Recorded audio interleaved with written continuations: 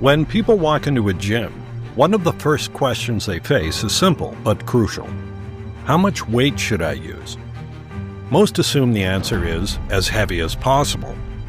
But for Mike Mentzer, one of bodybuilding's most thoughtful voices, that's the wrong place to start.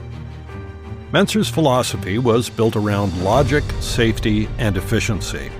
His training system wasn't about ego lifting or chasing the biggest numbers. It was about understanding the stimulus that actually makes muscles grow and applying just enough of it. Now, it's also true here that the program that I recommend is a high-intensity, a low to moderate force exercise program. It is not a powerlifting program, i.e. high-intensity, high force. I'm not recommending people do 1 to 3 rep maximums.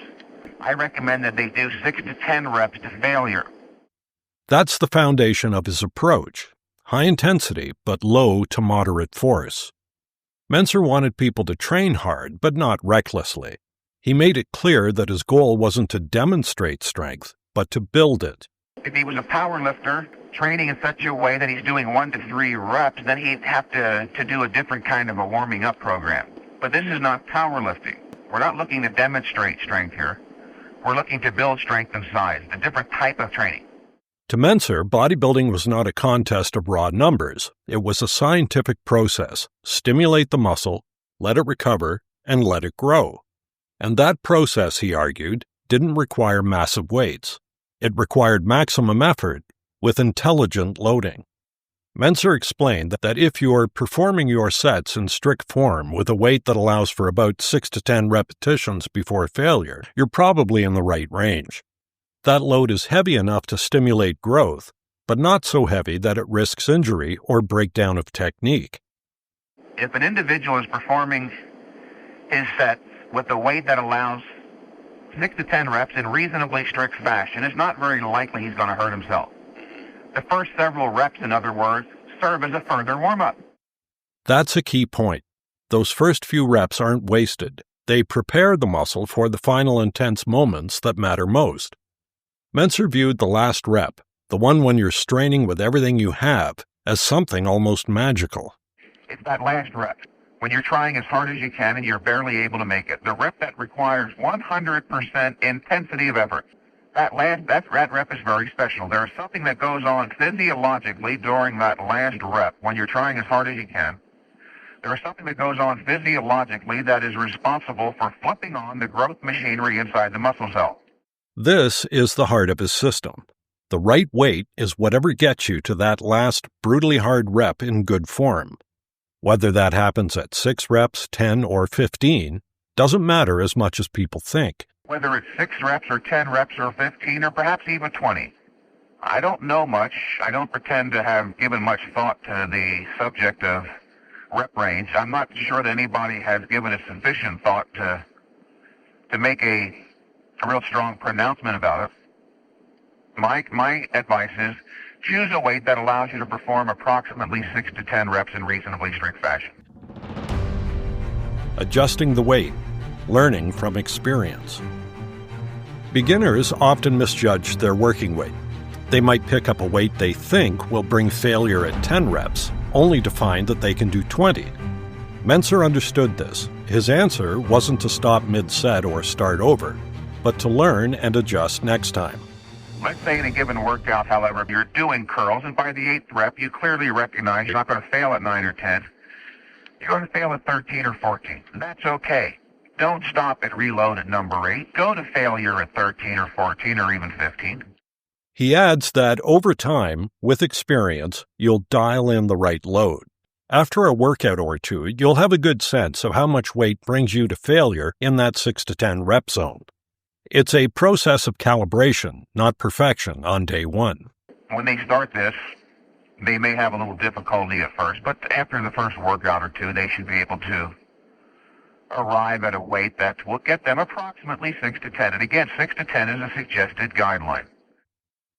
So the answer to how much weight should you use is not static. It's adaptive. You test, you feel, you adjust. Another Mentzer principle: you must either lift more weight or do more reps every workout. If you're not progressing, something's wrong. Now, Here's a key question. Every single workout, I should increase either weight or reps. Right. And what if I can't? Then you're doing something wrong. If you're not making progress, there's a reason, like there's a reason for everything in this universe, including lack of bodybuilding progress. If you're not making progress, then you're violating either one, two, or all three of the principles of the theory of high-intensity training. Those principles are simple. You are not training intensely enough to stimulate growth. You are doing too many sets. You are training too often, not allowing recovery.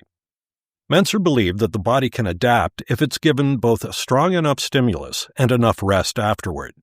Too much training actually prevents growth by interrupting recovery.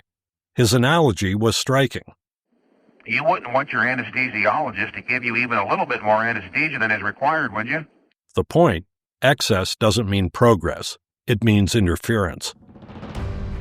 Science has caught up. When Mentzer first promoted these ideas in the early 1990s and early 2000s, many in the fitness world dismissed him as extreme. The mainstream belief was that you had to do multiple sets and lots of volume to grow. But over the past 2 decades, exercise science has started to confirm some of his key principles. Research conducted in 2012 by Bird et al. Found that muscle growth occurs equally well whether using heavy loads, 90% of 1 rep max, or light loads, 30% of 1 rep max, as long as the sets are taken to failure. In other words, the key driver is not how heavy the weight is, but how hard you push to the end of the set. That's exactly what Mentzer argued decades earlier. 3 years earlier, in 2009, Bird and colleagues published a study that showed that muscle protein synthesis, the process that leads to growth, is stimulated to a similar level regardless of load as long as the exercise is taken to muscular failure. While in 2013, a comparative study between 1-set to failure training and traditional 3-set programs found that the 1-set group gained more strength and size over the same period. The conclusion? Quality beats quantity. Together, these findings reinforce Mentzer's belief that the final rep, the one that pushes you to failure, is the real trigger for growth. The exact rep count or weight isn't the deciding factor. What matters is the intensity of effort and the physiological signal that failure produces. Why this works. When you train to failure, your body recruits all available muscle fibers to complete the movement. Those last few reps, the ones you barely get, are the only ones that fully engage the muscle. Lighter, easier reps warm you up and prepare the muscle, but they don't drive adaptation on their own. Mentzer's insight was that muscle growth is a survival response. When the body is pushed to its limit, it decides to grow stronger to handle similar stress in the future. If you stop short of that limit, you rob yourself of the stimulus that causes change. This also explains why adding more sets doesn't necessarily add more growth. It just adds more fatigue and recovery debt. As Mentzer said repeatedly, it's very easy to overtrain. Here's how to apply Mentzer's advice in practice. 1. Choose a weight that you can lift in good form for around 6 to 10 reps before reaching failure. 2. Perform that one working set with full intensity, no partial reps, no sloppy form. 3. If you reach failure too early, like at 4 or 5 reps, reduce the weight next time. 4. If you can go beyond 10 to 12 reps, increase the weight next time. 5. Track your progress. Each workout aim for 1 more rep or a slightly heavier load. 6. Recover. Don't train again until you've recovered fully. This might mean fewer workouts, not more. Mike Mentzer's teachings still challenge much of the fitness industry today. He rejected the idea that more is better, arguing instead that better is better. He taught that the lifter should think like a scientist, testing, observing, adjusting, not like a machine repeating arbitrary routines.